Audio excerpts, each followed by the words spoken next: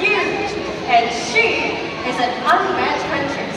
That's right, and Susie here weighs 4.7 kilograms. And yet, at high speed, she can lift a prey that can weigh up to 4 kilograms, which is almost her entire body weight. Now another fun fact about bald eagles is that they build really huge nests. How huge? It can go about 10 feet wide. So we're going to take this stump as an example, and I'm going to walk this much. And this is about 10 feet wide.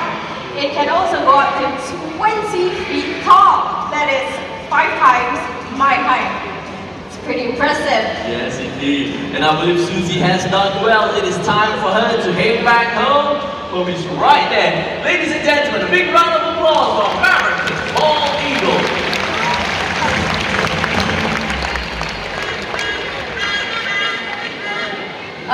Shaw, did you hear that? That's a familiar Paulina, you're right up there! Raptors the spot right here in Singapore. Now, white-bellied sea eagles have rough undersides on their talons, which helps them to grip onto slippery and struggling prey, like snakes or fish. In fact, they specialize in catching venomous sea snakes. He's making a plan to his position, and once he is ready, I'm going to throw a replica of a snake into the pond, and we shall see Nelson make an attempt to snatch it off from the sun. And wow! Now, for those of you who have missed that, not to worry, we have a close-up on the screen. And wow, let's give Nelson a round of applause!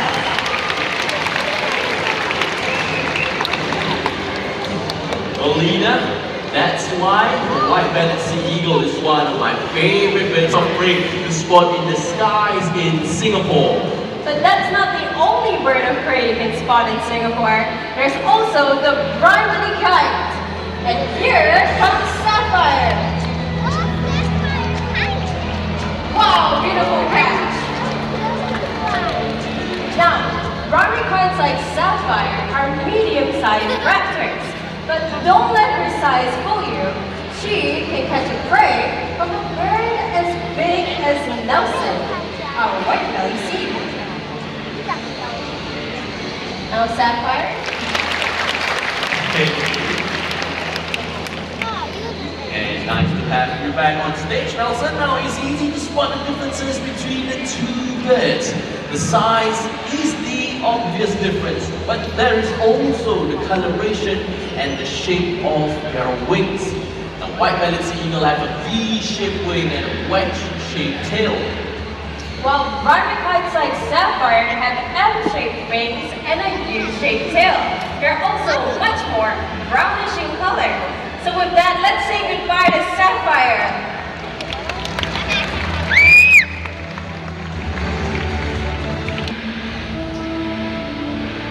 Birds of prey are vital to the health of our planet. They remove all sick animals and get rid of pests. The white-bellied in particular helps us with pest control. Owls and the rodents they hunt never hear them coming, because owls are masters of silent flight. Now with that, let's say hello to our lovely owls right there. Latte, the Malay fish owl. And on this side, Soren, the barn owl. Now, owls have soft edges at the tip of their feathers, which helps them with air turbulence and reduces noise, making them as quiet as a whisper. They also have excellent eyesight and binocular vision just like us. We're talking about vision, Lina. The colors of their eyes tell us when they tend to hunt. Now, owls with yellow color eyes, they tend to hunt during the day. Orange eyes means they like to hunt during sunrise and sunset. Owls with black eyes means they like to hunt during the night. And With that, let's have one last look at our lovely owls before they head back home. Ladies and gentlemen, let's give it up for Latte and Soren.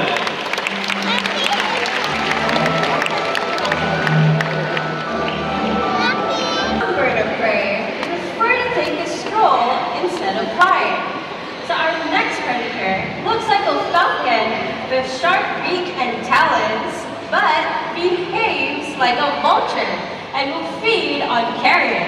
So Shawa has set up the stage for our next predator from the South and Central America. Let's say hello to Raul, our southern crested caracal.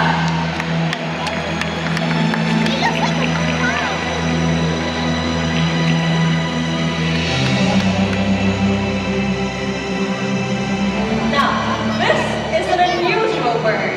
He uses his long legs to forage on the ground and walk around skillfully. They have long legs and flat claws, which allows them to turn over rocks, leaves, and pebbles in search of insects. Well, not only that, they are also highly intelligent. They often raid nests and steal food from other birds as well. Alright, and not only that, once an insect tries to take off and fly, these birds are known to be able to make vertical flights into the air to catch it, just like this.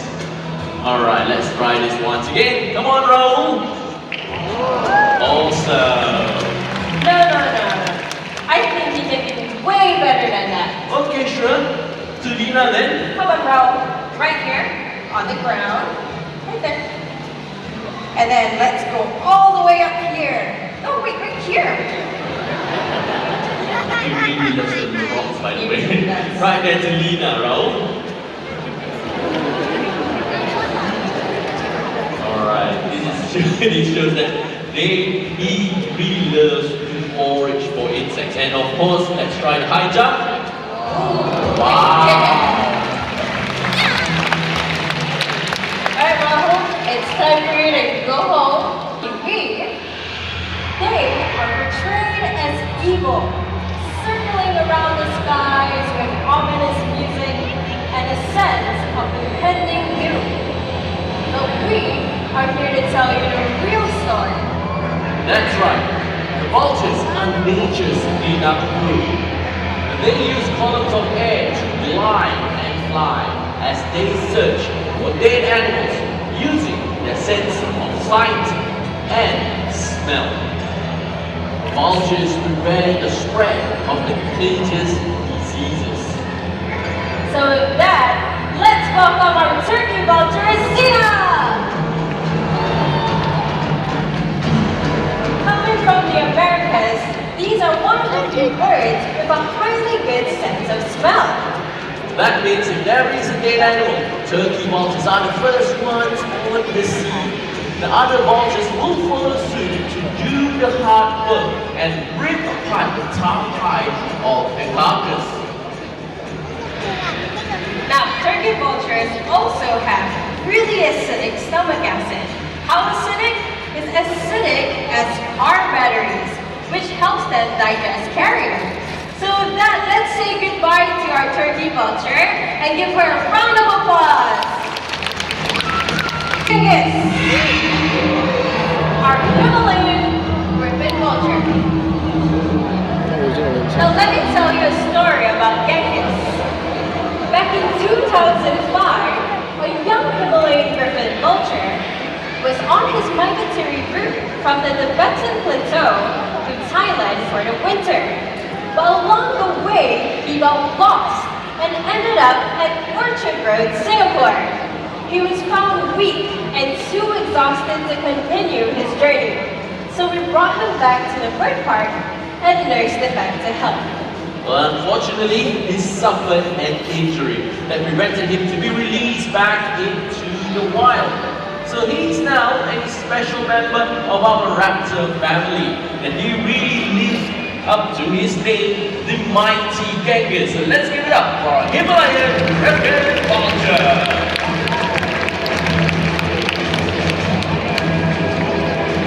That looks like a scene of chaos.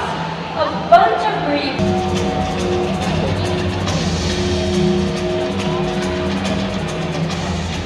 these birds are the middleweights who eat the flesh and organs of the carcass.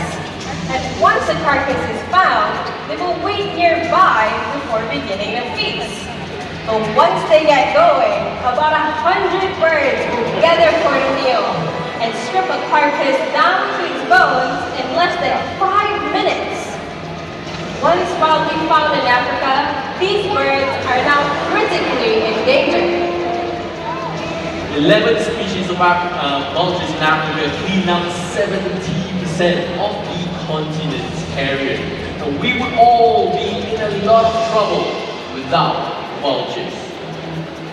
But all over the world, we are losing these amazing birds for many reasons. Poison carcasses, deforestation, electrocution, and superstitious beliefs. The only way to save these birds from extinction is through conservation efforts. So let's give a moment and give them a round of applause for keeping our environment safe. Ladies and gentlemen, today we met raptors and scavenger birds, these kings of the skies and walkers of our earth, are a part of our ecosystem.